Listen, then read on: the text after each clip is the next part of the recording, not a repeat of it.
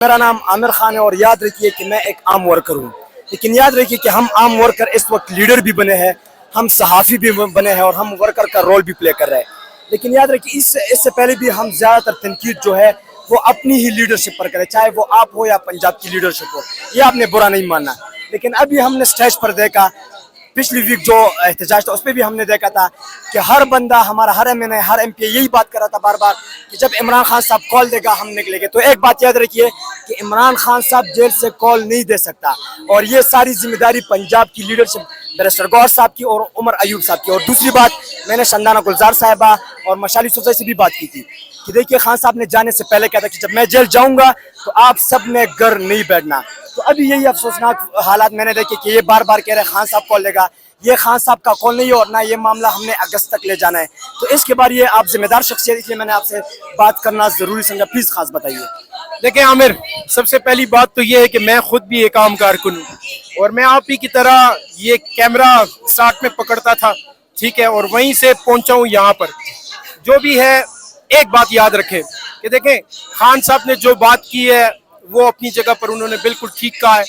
जिस वक्त के लिए वो मैसेज था 9 मई के बाद कि भाई जब मुझे गिरफ्तार करेंगे तो आप लोग निकलेंगे, आपने देखा अवाम निकली, अवाम ने अपना रिएक्शन दिखाया। अवाम के साथ जिस किस्म का रियासती जबर किया गया उसके जवाब में हमारी तमाम लीडरशिप, कारकुनान और पूरी पार्टी के ऊपर बेइंतहा किस्म का जुल्म, जबर और फसाइयत उनके ऊपर की गई। उनके घरों तक पहुंचे, उनकी खवातीन को बेइज्जत किया गया, उनको जेलों में बंद किया गया। यहाँ पर पेशावर में खुसूसन तकरीबन 600 के करीब कारकुनों को, बेगुनाह कारकुनों को, उनको घरों से उठाकर, उनके कारोबारों से उठाकर उनको जेलों में बंद किया गया। यहाँ की लीडरशिप को रोपोश किया गया, मजबूर किया गया कि वो रोपोश हो। वो वक्त था कि पार्टी को जिंदा रखा जाता और वो आपने देखा इस पेशावर में कि तहरीक इंसाफ जिला पेशावर के कारकुनों ने और तहरीक इंसाफ जिला पेशावर की लीडरशिप ने तहरीक इंसाफ को मुत्तहिद रखा, जुड़ा हुआ रखा और वहां पर किसी का हौसला टूटने नहीं दिया।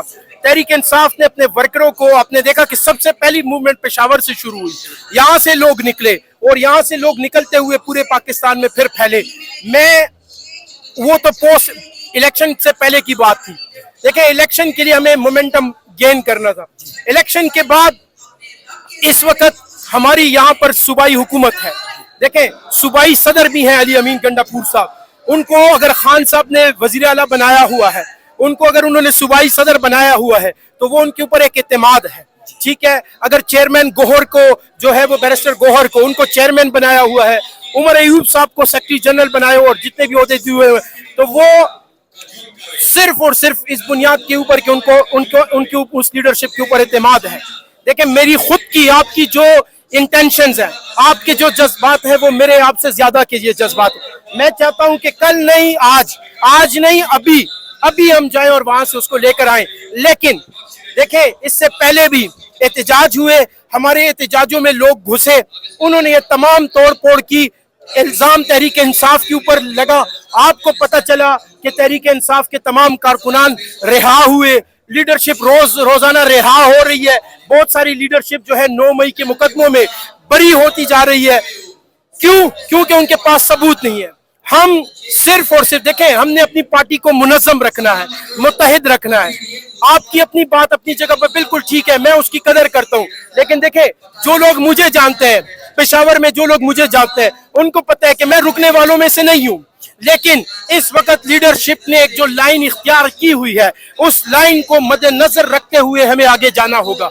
देखिए इसमें पूरी पार्टी की भी बका है और तहरीक इंसाफ की भी बका है और तहरीक इंसाफ से जुड़े हुए लोगों की भी बका है।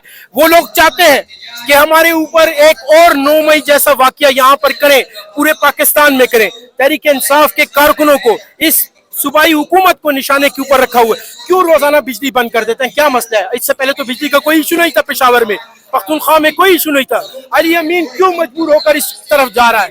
देखें ये बात समझें कि वो लोग चाह रहे हैं कि हम रिएक्शन कोई दिखाएं।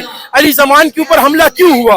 वो देखें इसलिए हुआ कि तहरीक इंसाफ अपना रिएक्शन शो करे।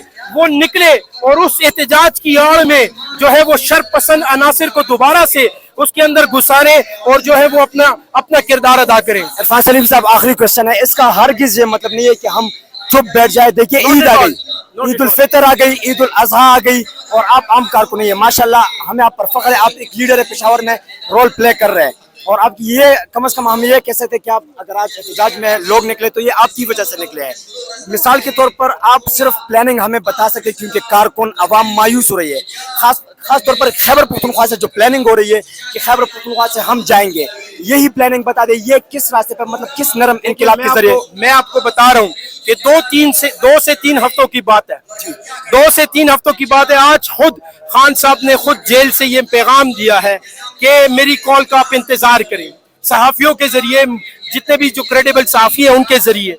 तो देखें 2-3 हफ्तों की बात है, इंशाअल्लाह ताला अज़ीज़ ऐलान होने वाला है, हम जाएंगे और हम उस वक्त तक वापस नहीं आएंगे, या तो इमरान खान को लेकर आएंगे या खुद को कुर्बान करके जाएंगे। सिंपल। Thank you.